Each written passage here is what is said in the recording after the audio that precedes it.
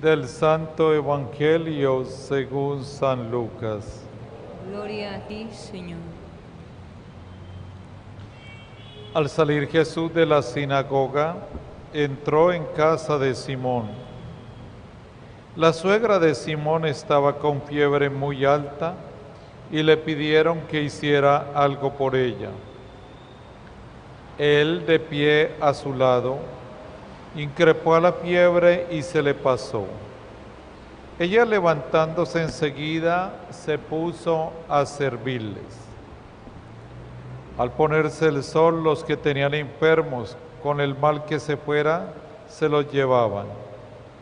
Y él, poniendo las manos sobre cada uno, los iba curando. Y de muchos de ellos salían también demonios que gritaban: «Tú eres el Hijo de Dios». Los increpaba y no los dejaba hablar, porque sabían que él era el Mesías. Al hacerse de día, salió a un lugar solitario. La gente lo andaba buscando, dieron con él e intentaban retenerlo para que no se les fuese. Pero él les dijo: «También a otros pueblos tengo que anunciarles el reino de Dios. Para eso me han enviado». Y predicaba en las sinagogas de Judea. Palabra del Señor. Gloria a ti, Señor Jesús.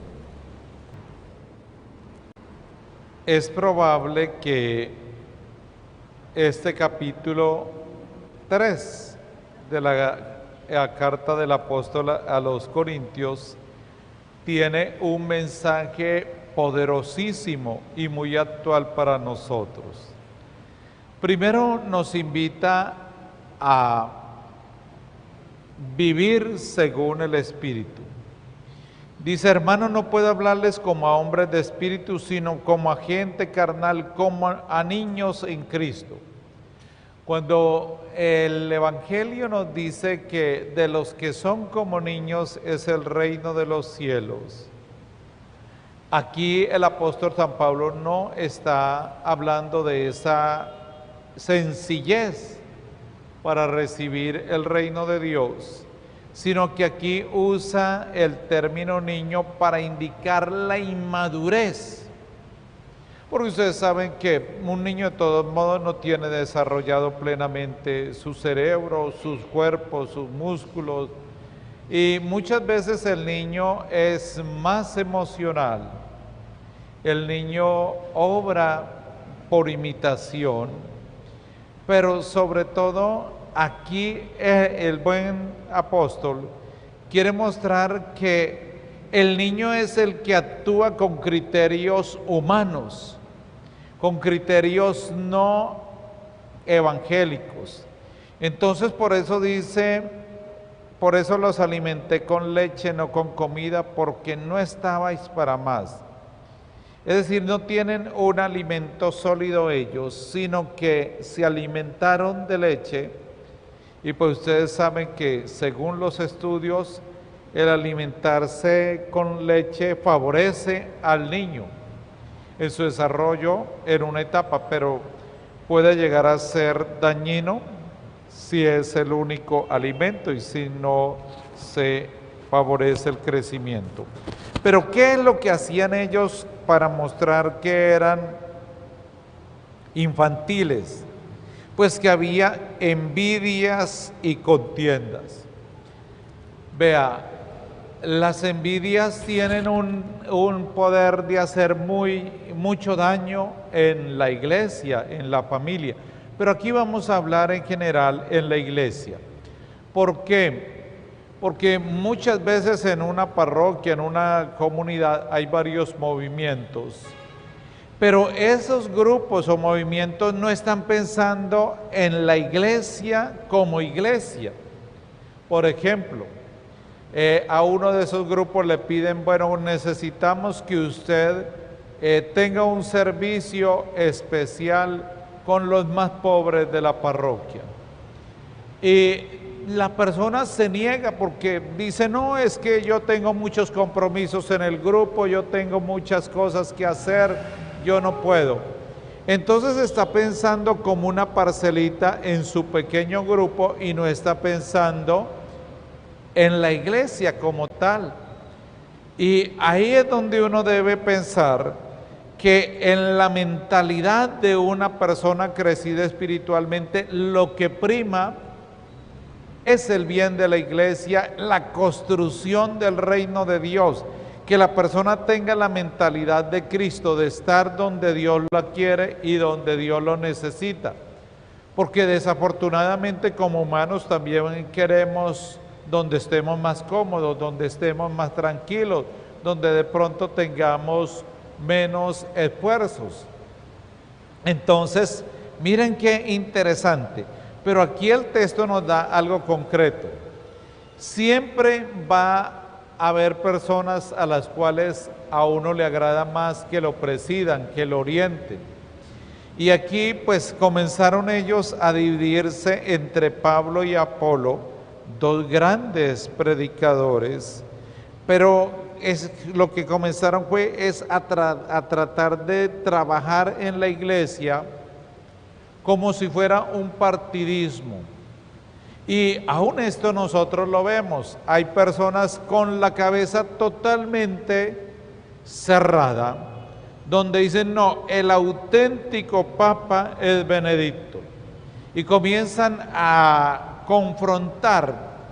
Es que el Papa Francisco no, es como relajado, parece que ni orara. Y a toda hora estás hablando de los pobres, y no me gusta, a mí me gusta más, era como más santico, más calladito, así como también aparecen por allá otros, no, a mí Benedicto no me gustaba mucho, no sé, era muy frío, no era calidoso, pero este tipo de comparaciones y de casi colocarse a la bandera, eso no sirve para nada y al contrario lo que hace es daño a la iglesia.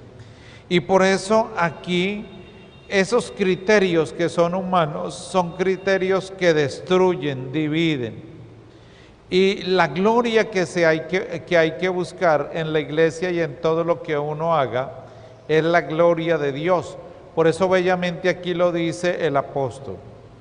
Yo planté, Apolo regó, pero Dios fue quien hizo crecer. El que planta no significa nada, ni el que riega tampoco. Entonces lo que está diciendo es, vea, fíjense y céntrese en aquel que hace crecer. La iglesia no es de un papa, la iglesia es de Jesucristo, Él es la cabeza. Entonces nosotros debemos aprender a trabajar con el papa que sea, con el obispo que sea, con el sacerdote que sea, para edificar el reino de Dios, pero no con criterios emocionales. Yo estoy seguro que ustedes que están aquí habrán tenido que ver que en muchas parroquias se va un sacerdote y detrás de él se van todos los que ayudaban. Como llegó uno nuevo, yo no lo conozco y como que no es tan bonito, ese es más bien feito, no, yo no le ayudo. Y cualquier excusa la persona busca, pero no se da cuenta que en el apostolado que realiza, a quien sirve es a Dios, a quien glorifica es a Dios, es a Él al que hay que rendirle la gloria. Por eso este texto es bellísimo. Y mire cómo dice, cada uno recibirá el salario según lo que haya trabajado. Este trabajo espiritual es un trabajo absolutamente de todos. Y en el Evangelio de hoy vemos algo bien bonito, porque este trabajo de la evangelización es precisamente lograr la dignificación de toda la persona, lograr que ella logre su integración en su cuerpo, su alma, su espíritu, que esté bien en todas las áreas. Cuando nosotros vemos que aquí Jesús cura y libera, Él no lo hace para mostrar que Él es Dios. Él lo hace para mostrar la compasión y la misericordia.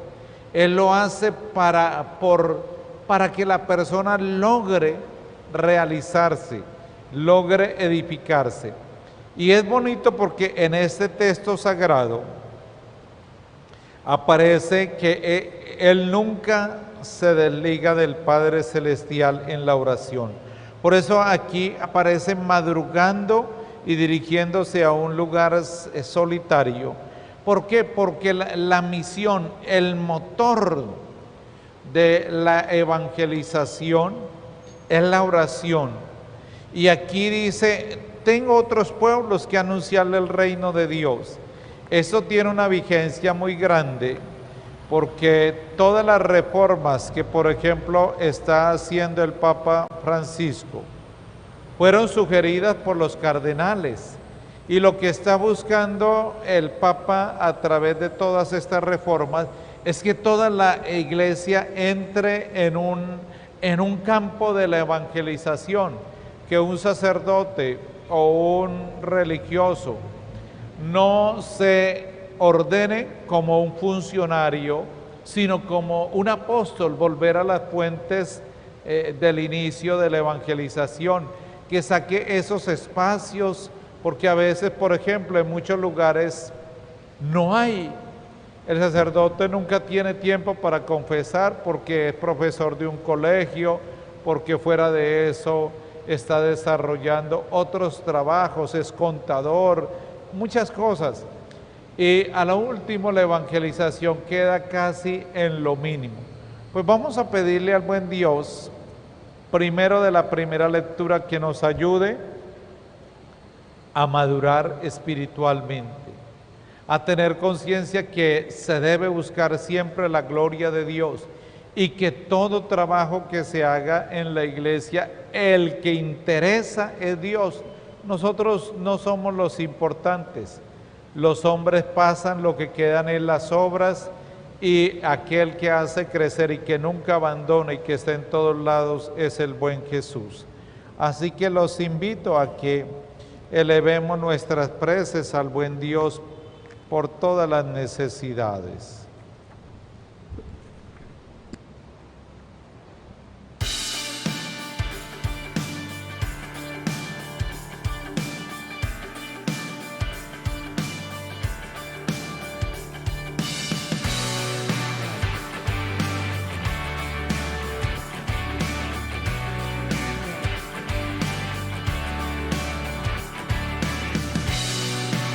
Los medios de comunicación requieren recursos económicos para sacar adelante estos contenidos. Hay muchas personas detrás de un trabajo de evangelización, así que esperamos que usted se suscriba y nos apoye en esta obra evangelizadora.